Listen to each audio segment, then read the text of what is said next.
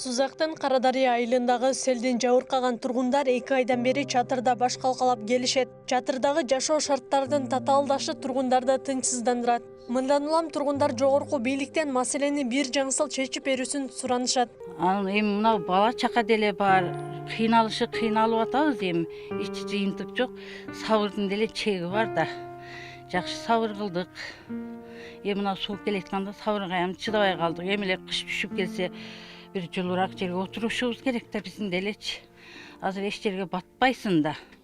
Бир тууганың болсо деле батпайсың. Мисалы үчүн биз карыганда 10 тогон оору көп болот.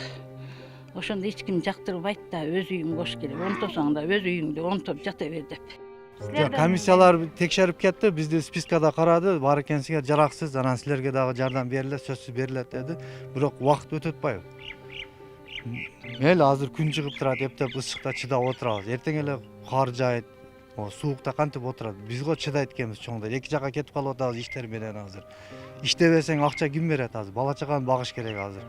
Тыйын табыш керек дегенде кечке отура бербейбиз да, бир жардам келет, бияктан келет, жогорудан келет депчи. Бала чага калып атат биякта.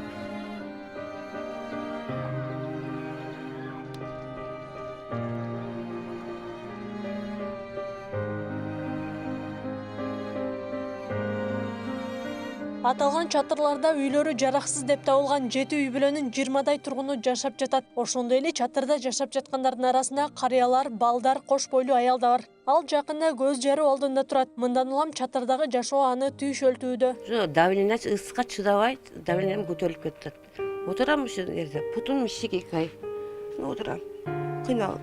Ушу балдар менен кыйналып кеттим мен. Түнү суук. Кыйналып Бияқта аябай кыйналып кетти, бала жетпей калды. Кичине жардам берип койсоңор, кичине маселесин чечип чек болсо да берсеңер, кичине 2 кумат үй болсо да салып алсак болот эле, суукка калбай.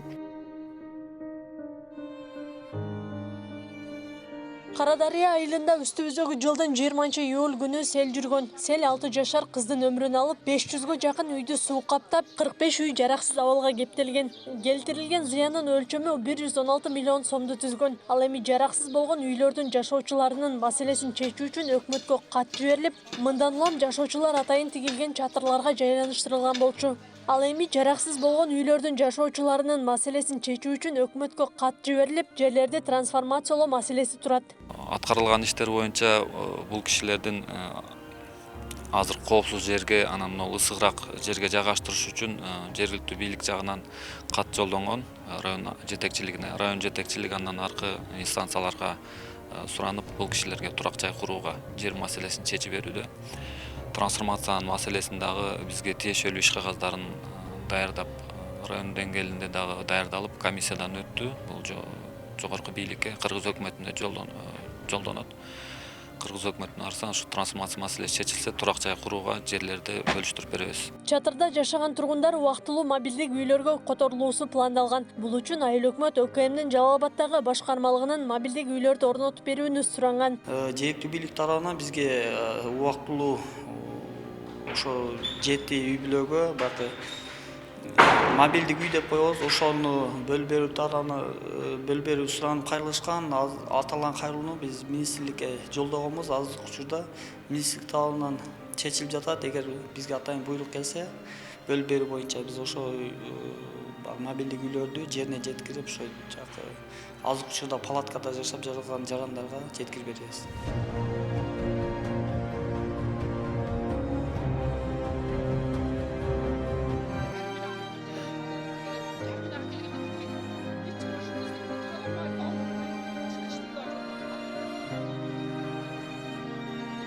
Турак үйлөрү жараксыз абалга кептелгендерге мамлекет тарабынан 100 000 сомдон бөлүп берүү боюнча министрлер кабинетинин төрагасынын тескемеси чыгарылган. Бул багытта учурда президенттин Жалал Абад облусундагы ыйгарым укуктуу өкүлчүлүгү тарабынан тийиштүү иштер жүргүзүлүүдө.